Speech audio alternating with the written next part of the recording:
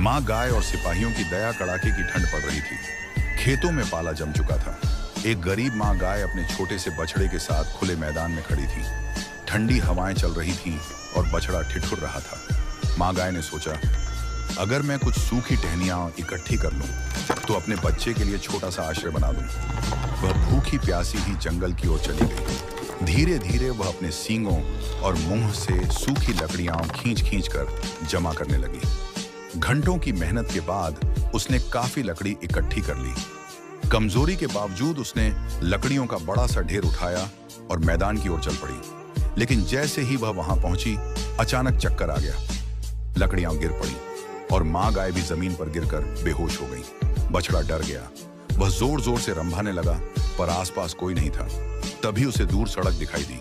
वह भागता हुआ सड़क पर पहुंचा और बीच रास्ते में खड़ा हो गया। उसी समय सामने से सेना का ट्रक आ रहा था। ट्रक में बैठे जवानों ने अचानक सड़क के बीच खड़े बछड़े को देखा और तुरंत ब्रेक लगा दिए। एक जवान नीचे उतरा। उसने प्यार से बछड़े के सिर पर हाथ फेरा। बछड़ा बेचैनी से इधर उधर देखने लगा और फिर भागते हुए खेत की ओर चला। जवान समझ गया कि जरूर कोई परेशानी है। वह अपने साथियों को बुलाकर बछड़े के पीछे पीछे गया। जब वे मैदान में पहुंचे तो उन्होंने देखा, मां गाय बेहोश पड़ी है और उसके ऊपर लकड़ियां गिरी हुई हैं। जवानों ने तुरंत लकड़ियां हटाईं। एक जवान ने पानी लाकर उसके मुंह पर छींटे मारे। दूसरे ने धीरे धीरे उसकी मालिश करनी शुरू की। कुछ ही देर में गाय ने आंखें खोलीं।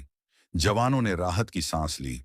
फिर सभी मिलकर लकड़ियों से एक मजबूत छोटी सी झोपड़ी बनाने लगे, ताकि गाय और बछड़ा ठंड से बच सकें।